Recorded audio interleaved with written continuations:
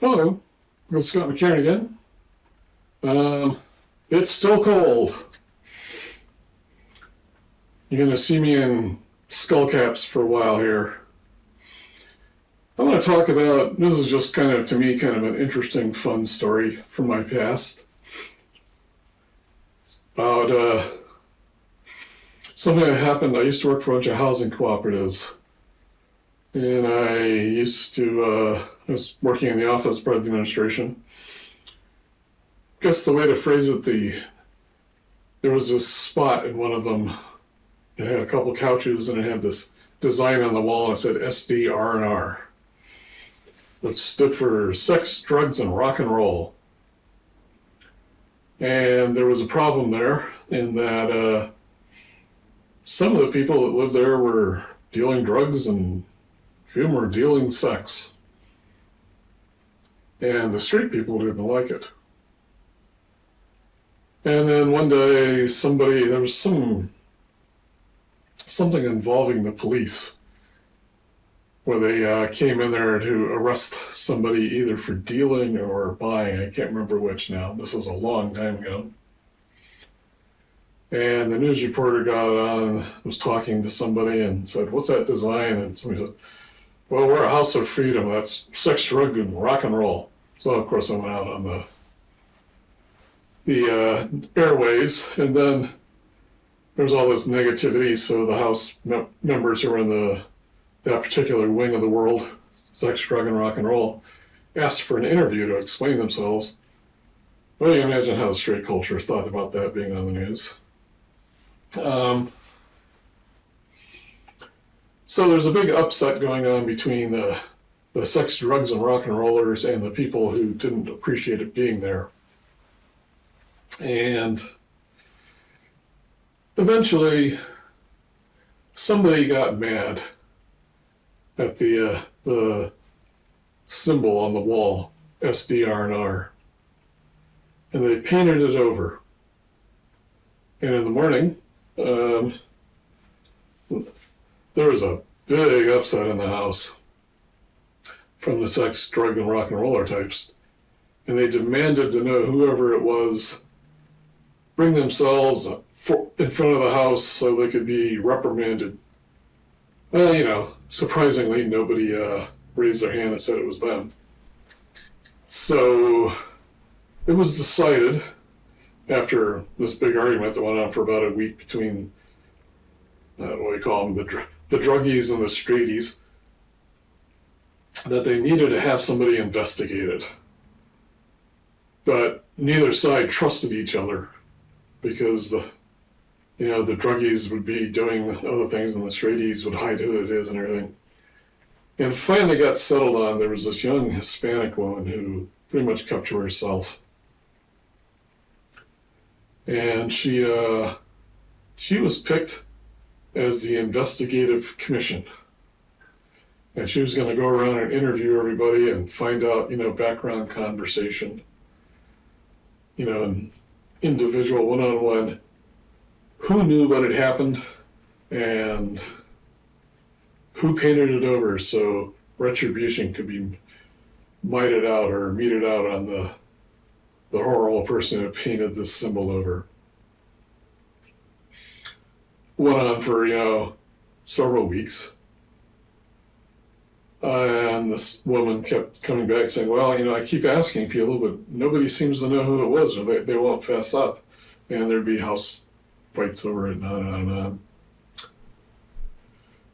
And eventually, at the end of the semester, a lot of the druggies were invited to leave, shall we say.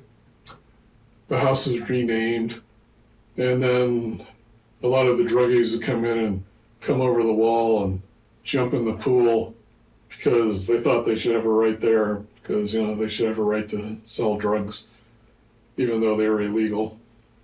But what's that got to do with anything? As our president is showing, you don't have to follow the law to be anywhere.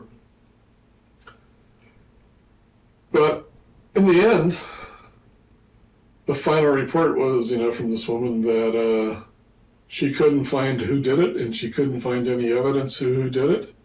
and it just kind of went nowhere, and it was a great big upset. And eventually everybody moved out, and it was over. But several months after everybody moved out, it was revealed to me that one of the main reasons why this woman was never able to find the person who did it was because she did it. She was the one who painted over the symbol. This is like 25 years ago, so hopefully she's safe and gone and nobody can find her. People have grown up. But I've always been kind of amused at, of all the people that could have been picked, it was the person who did it that did the investigation.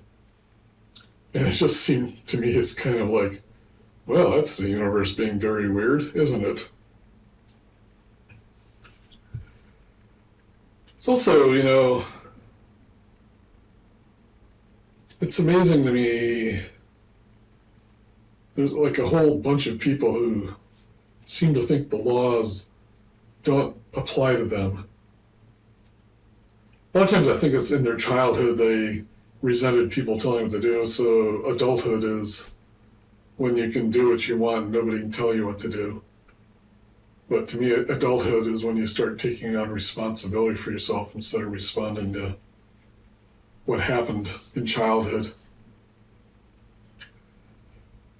Again, I had the discussion earlier about the difference between the earth and the world and how you perceive everything.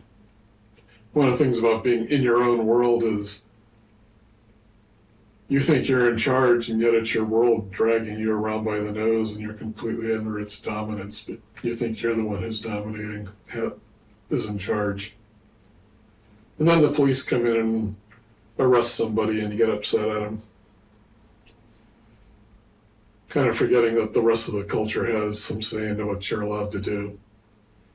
Whether that should be true or not, I don't know. Maybe nobody should pass judgment or make laws about you, but at the same time, a lot of people don't particularly want certain things in their culture. It's what a lot of politics is about, fighting over what's allowed and what's not. Anyway, I just find it funny that she was unable to find out who did it and did such a masterful job of hiding the fact it was her that I don't know, I just find that amusing. Anyway, that's what I have to say. As always, if you want to contribute money, I appreciate it. You don't have to. Sometimes I play guitar, sometimes I talk about my life, sometimes I talk about what I've learned about letting go of being angry. Again, my movie's completed. I'll be letting you all know about that once I get the copyright material back.